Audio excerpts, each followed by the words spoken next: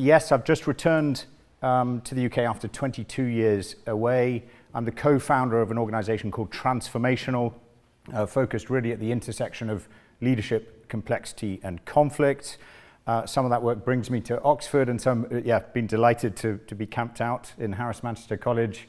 Also working with Saïd Business School on the major projects, Leadership Academy, but yes, with Lord John, with Eva, with Zach, over the last few weeks, with the Centre for Democracy and Peace Building, Leadership Innovation Lab, and the Fellowship Programme for political, civil society and business leaders from Northern Ireland, a context that I'm only now learning my way into. So Padraig's presentation was extremely helpful and timely as well. But where did the journey begin? It actually began back in Edinburgh, where I'm from. And in 1992, I started studying law here at Old College in Edinburgh. Not quite as grand as Oxford, but still a nice environment. And that was a time, not long after the fall of the Berlin Wall, a time of sort of exhilaration, a sense that the world was an optimistic place, and that, in fact, perhaps it was the end of history as we'd known it. References to Fukuyama, I think we've already heard this week. And also 1992, the year of the Maastricht Treaty. So a real milestone in the European project, and an understanding that that was very much a peace-building project post-World War II, and the spirit of optimism, of mobility around the European Union for students and others. That legal career extended to me working as a lawyer in India, in Mumbai, and I like this image of Mumbai because it shows the stark disparity between the haves and the have-nots. So that was something of an awakening for me. But in parallel with that legal career, I was also serving as an officer in the British Army. And it's that military service that took me to Iraq in 2003, served a military tour, and then got an offer of a place with the Foreign Office. So I stayed on in Iraq through 2003, 4, and 5, and with the Foreign Office was working in what frankly were fairly absurd circumstances in those years, and heading up the coalition provisional authority, the temporary government in Iraq in those years. Sorry, I skipped that slide. Was L. Paul Bremer III, who believed that Iraq, the complexity of Iraq, could be distilled into a sort of McKinsey-style 2x2 matrix and spreadsheet. Clearly an utter failure. And for me, it was a real wake-up call. All the assumptions I'd made about the global world order, about systems working, about me just playing a piece in the puzzle were really, frankly, blown out of the water. It was absurd that age 30, I, for a short time, was the acting Minister for Youth and Sport in Iraq. Why should that ever be the case?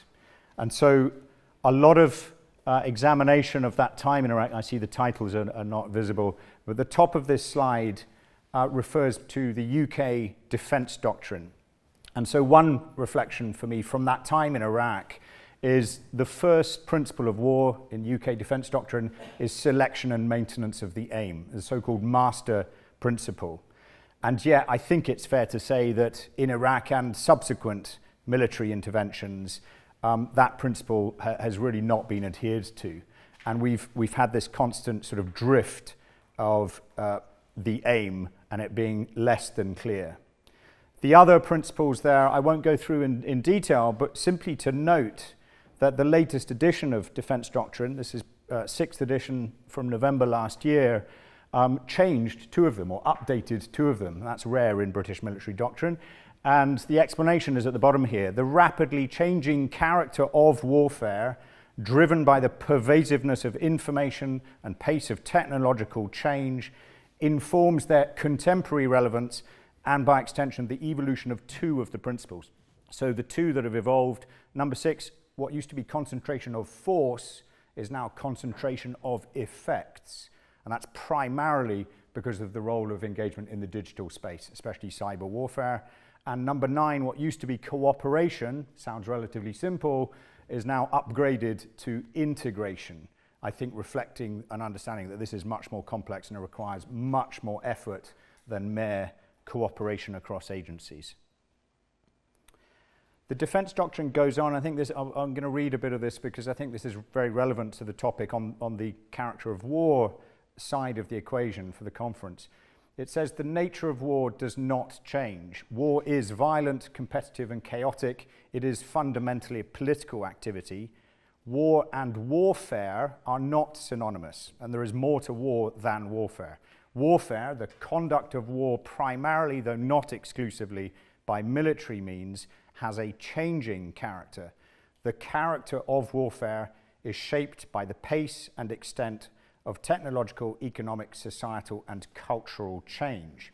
And then it goes on, the character of warfare is changing rapidly, driven by the pace and pervasiveness of information and technological change, not least in terms of space and cyber, and in emerging and disruptive technologies.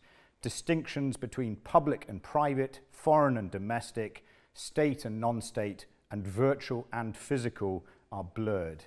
And so we heard reference from Kumar yesterday about defense doctrine traditionally characterized three instruments of national power: diplomatic, military, and economic.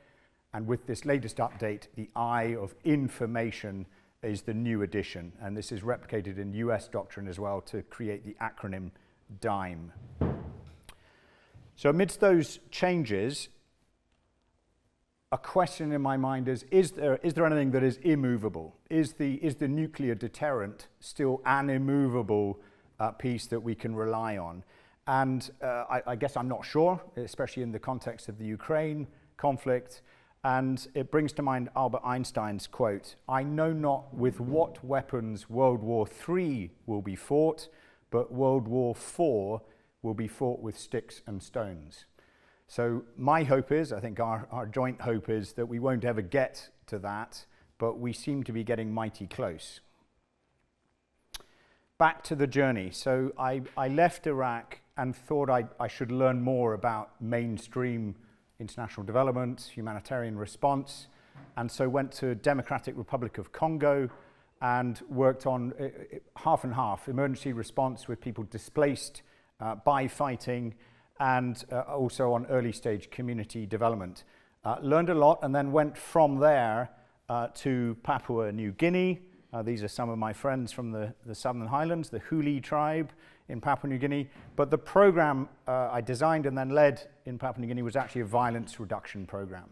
And this was grassroots engagement across very diverse communities in Papua New Guinea, engaged in tribal fighting up in the highlands, a lot of violence in urban centres. Port Moresby at the time was the most violent city on earth.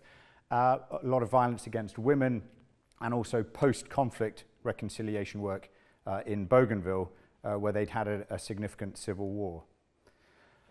And then I needed to relearn, to refresh, to upgrade my operating model, and Oxford is a good place to come to do that. And so at Saïd Business School, I studied a master's in change leadership, all around systems thinking and complexity, adaptive leadership, and armed with that new knowledge, took up a role in Jordan in early 2011, just before the Arab Spring, as CEO of Generations for Peace. So, as the name implies, Generations for Peace is a peace-building organization, and its founding mandate was actually as a sport for peace organization, using sport as an entry point to engage young people, because it's attractive and you can get participation, but more intentionally as a vehicle for behavior change and integrating peace-building education into sport-based activities. Over that journey, Generations for Peace grew. It grew times 11 in the years I was there, and gained some global recognition. Currently ranked number 25 in the top 200 social good organizations in the world, the number 3 peace-building organization, and the number 1 social good organization in the Arab world. So let's come back to this distinction then between peacemaking and peace-building. This iceberg model simplified above the surface are visible, tangible forms of violence, so-called direct violence. And of course, it's incredibly important to stop direct violence. And that is the work of peacemaking and then maintaining that cessation of direct violence might be expressed as the world of peacekeeping. But I believe peace building is the deeper work, the work of engaging below the surface on issues around structural violence and even deeper issues around cultural violence. Because ultimately, it's cultural violence that justifies, legitimizes, and normalizes both structural violence and ultimately direct violence. And so it's that work on the deeper end of the iceberg that is the focus of Generations for Peace. Globally, Generations for Peace was also part of a Peace in Our Cities campaign aiming to halve urban violence by 2030 in line with the SDGs. And so this data point is interesting, albeit it's from 2019, before the Ukraine conflict. But in 2019, over 500,000 people die violently every year. But only 18% of violent deaths take place in conflict zones. 82% of victims of lethal violence are killed in homes, towns, cities, and countries that are ostensibly at peace. So I think this helps put in perspective. Yes, on our TV screens every day is the high drama of kinetic violence conflicts like Ukraine. But actually, the data expresses that violence is killing people in a whole host of other environments. And some would go broader and talk about the 8 pillars of positive peace, a really broad spectrum, really integrating sort of development and peace building. And the 8 pillars being a well-functioning government, sound business environment, acceptance of the rights of others, good relations with neighbours, neighbouring countries as well as neighbours in a community, the free flow of information, high levels of human capital, low levels of corruption, and the equitable distribution of resources. So Generations Peace didn't focus that far. It was a narrower focus on that grassroots peace-building mission. And indeed, another project back in 2018, we were involved with globally, with the Global Peacebuilding Coalition, so-called Plus Peace, was actually to get the word peace-building into dictionaries, because before it wasn't, believe it or not. And so it ended up in dictionaries all over the world, defined as follows: a broad range of measures implemented in the context of emerging, current, or post-conflict situations, and which are explicitly guided and motivated by a primary commitment to the prevention of violent conflict and the promotion of a lasting and sustainable peace. So I hope my invitation wasn't limited to peacemaking, but peace building is also included. A theoretical framework for this work, this is from John Paul Lederach, really is about getting below the presenting issue, the direct violence, the explosion of violence, and digging deeper into the patterns and history. An analytical framework to help do that is to break it down into 4 dimensions: personal, relational, structural, and cultural. And by deepening understanding in those 4 dimensions, you have a better chance of not only coming up with a solution to the presenting issue, but actually strengthening relationships and ultimately systems to sustain more peaceful societies. A simplification of that for Generations for Peace was to talk more about conflict transformation. What can we transform in people's personal capacities, in their relationships, in structural norms and cultural narratives to ultimately transform conflict dynamics at grassroots level?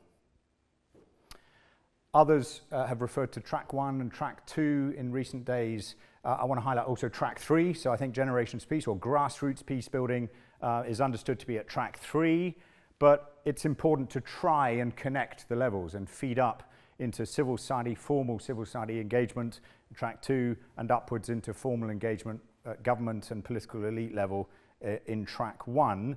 I'm borrowing from Interpeace here, who like to call this track 6 because 1 + 2 + 3 equals 6. That's their maths, not mine. And an example of this from Generations Peace work is in Sri Lanka, where at that track 3 level, we're doing people-to-people peace-building activities in communities nationwide, but explicitly connecting with and feeding up to district interreligious committees, a really useful structure at that intermediary level, which in turn fed up to the National Peace Council and their formal work engaging government and political elites to design transitional justice and truth and reconciliation processes. I also want to recall a couple of days ago I spoke about women, peace and security, but today I want to emphasize youth, peace and security, UN Security Council Resolution 2250, and in 28, which was came out in 2015. In 2018, there was this really interesting report to the Security Council called The Missing Piece, and it talked about policy panic, the importance of debunking stereotypes of youth as being seen as a problem, a threat, or the majority of youth being violent, and talked about the need to redress the violence of exclusion felt by young people. Exclusion from economic participation, from political participation, and social and cultural participation. And emphasize that young people need and can show agency, ownership, and leadership in peace building. A huge, relatively untapped resource for sustaining peaceful societies. And so that's very much the focus of the work of Generations for Peace, expanding from those initial Sport for Peace activities to have now 6 tools or 6 vehicles, so sport, arts, advocacy, dialogue, economic empowerment, and media. And included in the advocacy is a lot of work recently on climate action as a vehicle for collaboration often across conflict identity divides. How are those activities translated into action? Well, this model is quite helpful, and sorry, here we are. Yeah, it's we call it the CDE model. So the C stands for container. So you construct a container, a situation in time and space, and into the container you invite very carefully selected people who have differences. We've got different colors and different shapes in the diagram, maybe different identity traits. And then you carefully facilitate the exchanges going on, the meetings, interactions, and transactions. And of course, the work of Generations Peace, these different activities were at the heart of those exchanges. What's actually going on for the participants? Perspective taking, breaking, and making. Taking and understanding the perspective of other people, breaking your own old stereotypes, and then forming new perspectives, both of oneself and of others, and ultimately fostering greater understanding, tolerance, acceptance, respect, and trust. Of course, that sort of behavior change doesn't happen overnight. It really requires long-term engagement to support people to go on a journey, to change their values, their perspectives, and therefore their behavior. It requires regular activity sustained over time and not one-off events. In the grassroots peace-building engagement, obviously if you think of a community as a complex adaptive system, you want to engage the system at the highest level of influence that you can. And so this vertical axis of influence, if you can start high and engage leaders in a community, great. But if you can't, if you only have access at the beginning to young people, then you might deploy activities suitable for young people. Sport and arts for peace, do some good work, gain some credibility, and over time start engaging parents. And then when you have earned the access to leaders in a community, you can engage them perhaps with dialogue for peace tools. So you're pushing up that vertical axis whilst also trying to push along a horizontal axis of vulnerability. Because if you want to have an impact on issues of violence, you've actually got to find a way to engage people participating in violence. And they may also not be that accessible at the beginning. So pushing along those 2 axes means it's not about a linear A to Z plan. It's about adaptive programming, starting where you can, and then using activities as stepping stones and seizing emergent opportunities over time. And the sort of impact from those activities, 52 countries around the world, top of the list, reductions in different forms of violence, increased capacity to manage conflict in non-violent ways, a strengthened ability to break out of cycles of violence, changes in attitudes and shattering of stereotypes across different identity divides, strengthened social capital, empowerment of girls and women, and also greater volunteerism and youth engagement. And the indicators of change reflected on the previous slide in the work of Generations Peace are constructed by community members themselves, not by some external actor. And so the Generations Peace published a compendium of participatory indicators of peace. Back in 2018, there were 114 indicators from work in 27 countries. What's important about this is it's community members themselves who are articulating the change they want to see on a particular local issue of conflict and violence, so they own the indicator, and they're involved in the design of the programming to then achieve that change they want to see. I want to close with just a look at the economic argument, and some great reports out each year. This is the latest one from 2023 called the Global Peace Index, and it's taking data from 2022. So in 2022, the annual economic cost of violence globally was $17,500 billion, or $17.5 trillion. That's the cost of violence. That's 12.9% of global GDP. Global military expenditure rose in 2022, perhaps no surprises given the Ukraine context, but it rose significantly by 16.8% to $7,626 billion, or $7.6 trillion. Compare that with global peacebuilding expenditure, which in 2022 was $24 billion, 0.3% of military spending. That's a gross disparity. Another report published in 2017 looked at the return on investment, the so-called cost effectiveness of peacebuilding endeavors, and calculated, looking at 20 years worth of data in multiple conflict contexts, that on average, if you invest $1 on peacebuilding or upstream conflict prevention, you would save $16 on the downstream costs of violent conflict. So there's a strong economic argument. And yet, approximate annual global spending, as we've seen on peacebuilding, is about $24 billion. On perfume is about $40 billion. On makeup is about $100 billion. And on ice cream is about $119 billion. So what does that tell us about our values in society? Where do we put our money? We think it's more important to smell good, to look good, and to eat ice cream than to invest in peaceful societies. Closing reflection on that. Why is it, and this is a question I don't have the answer to, why is it we fail to invest upstream when we know that prevention is cheaper than cure? In the case of violence, the economic argument I've just described. But there are parallel arguments in public health. There are parallel arguments also in the face of the climate emergency in the race for energy transition. I think one answer is short-term democratic life cycles. 4-year horizons aren't enough. Politicians won't get credit for these long-term investments. But perhaps another answer is there are very strong systemic forces holding the status quo in play.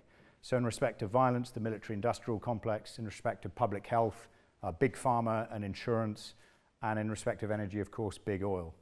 And so let's close with this quote from Jean-Paul Sartre: "When the rich make war, it's the poor that die," and I'm afraid that is an unchanging characteristic of both war and peace. Thank you very much.